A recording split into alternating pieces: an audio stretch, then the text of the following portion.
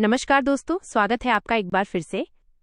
आज का वीडियो बहुत ही खास होने वाला है क्योंकि आज हम सिर्फ एक शेयर की नहीं बल्कि उन 5 दिग्गज शेयरों की बात करेंगे जो भारतीय शेयर बाजार की दिशा और दशा तय करते हैं।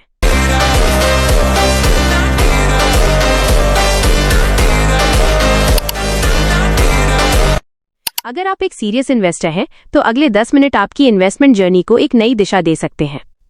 शुरुआत करते हैं देश की सबसे बड़ी कंपनी रिलायंस इंडस्ट्रीज से। रिलायंस इस समय 1420 रुपए के आसपास ट्रेड कर रहा है। पिछले 6 महीनों में हमने देखा कि रिलायंस ने 1600 रुपए के स्तर से थोड़ा सुधार दिखाया है, लेकिन इसके पीछे की वजह कंपनी के फंडामेंटल्स में कमजोरी नहीं बल्कि ग्लोबल मार्केट का दबाव है।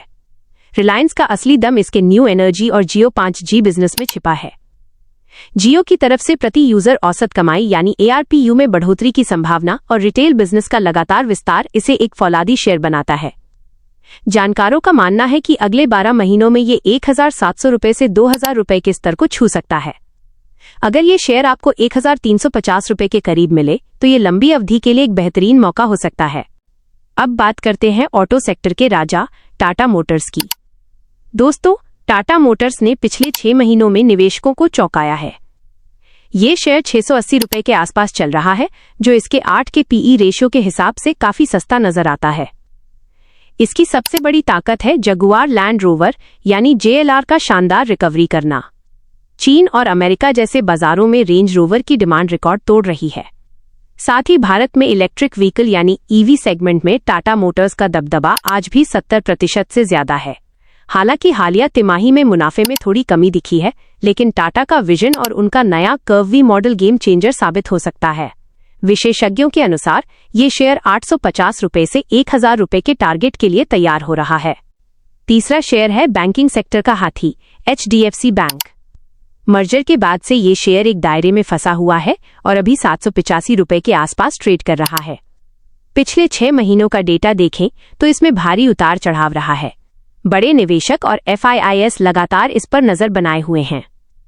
हाल ही में इसमें भारी ऑप्शन ट्रेडिंग देखी गई है, जो इशारा करती है कि बाजार एक बड़े मूव की उम्मीद कर रहा है। भले ही शॉर्ट टर्म में इसमें थोड़ी सुस्ती दिखे, लेकिन इसका बड़ा नेटवर्क और डिपॉजिट ग्रोथ इसे सबसे सुरक्षित दांव बनाती है। अगर आप रिस्क कम लेना चाहते हैं और धीरे धीरे अपनी संपत्ति बढ़ाना चाहते हैं तो HDFC बैंक को अपने पोर्टफोलियो में जरूर जगह दें। इसका अगला बड़ा पड़ाव 900 रुपए का स्तर हो सकता है। चौथी कंपनी है IT सेक्टर की दिग्गज इन्फोसिस। इन्फोसिस अभी 1170 रुपए के करीब है और आपको जानकर हैरानी होगी कि इसका डिविडेंड यील्ड 4% से ज्यादा हो चुका है।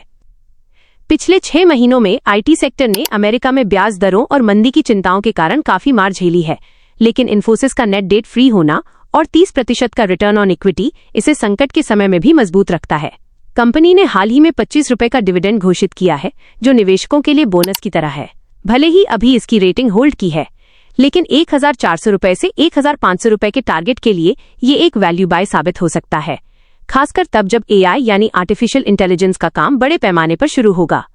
और अंत में बात करते हैं हम सबके पसंदीदा SBI यानी स्टेट बैंक ऑफ इंडिया की। दोस्तों, सरकारी बैंकों में SBI का कोई मुकाबला नहीं है। पिछले 1 साल में इसने करीब 37% का शानदार रिटर्न दिया है, जबकि निफ्टी और सेंसेक्स में उतनी तेजी नहीं थी। अभी ये शेयर 800 रुपए के ऊपर मजबूती से टिका हुआ है। पिछले 6 महीनों में जब बाजार गिरा, SBI ने एक पिलर की तरह सहारा दिया।